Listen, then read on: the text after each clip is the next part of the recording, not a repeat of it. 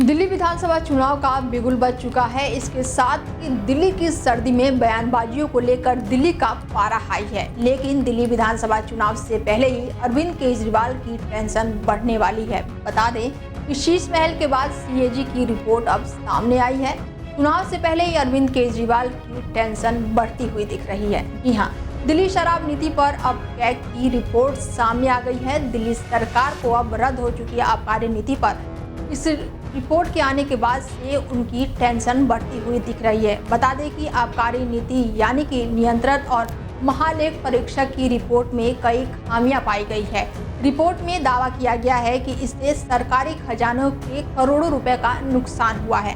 कथित शराब घोटाले का क्या असर हुआ है, ये दिखाने के लिए ये आंकड़े पहली बार पेश किए गए हैं। इसमें कहा गया है कि आम आदमी पार्टी को इतना खामियाजा भुगतना पड़ेगा, जबकि आप नेताओं को ही रिश्वत मिली है। साथ ही सीएजी की इस रिपोर्ट में ये भी दावा किया गया है कि मनीष सिसोदिया और उनके मंत्रियों ने एक्सपर्ट पैनल की सिफारिशों पर गौर नहीं किया। इसमें यह भी कहा गया है कि शराब की दुकानों के लिए लाइसेंस जारी करने में उल्लंघन हुआ। सीएजी रिपोर्ट में आगे ये भी कहा गया है कि कई अहम फैसले कैबिनेट या दिल्ली उपराज्यपाल की मंजूरी के बिना ही मनमाने ढंग से लिए गए हैं। शिकायतों के बाद भी सभी संस्थाओं को बोली लगाने की इजाज़त दी गई। दिल्ली सरकार के नुकसान का ब्यौरा देते हुए रिपोर्ट में कहा गया है कि कुछ रिटेलर ने नीति खत्म होने से पहले ही अपने लाइसेंस सरेंडर कर दिए और सरकार ने उन्हें फिर से टेंडर नहीं दिया। इसकी वजह से 890 करोड़ रुपए का नुकसान हुआ। इतना ही नहीं, इसमें से ये भी बताया गया है कि सरकार ने कुछ लाइसेंसधारियों को छूट दी।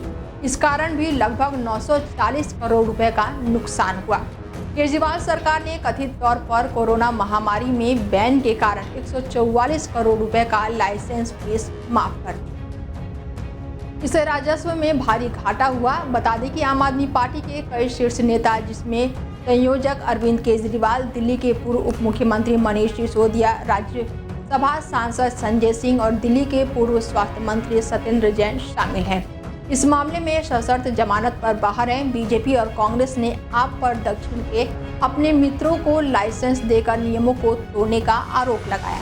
वहीं आपने दावा किया है कि ईमानदार नेताओं की उनकी छवि को खराब करने के लिए अरविंद केजरीवाल और उनके अन्य नेताओं को गलत तरीके से मामले में फंसाया गया। बता दें कि केजरीवाल के शीश महल पर शुरू हुआ विवाद अब ये बढ़ता ही चला जा रहा है। बता दें कि दिल्ली चुनाव से पहले ये घोटाला एक बड़ा मुद्दा बन सकता है।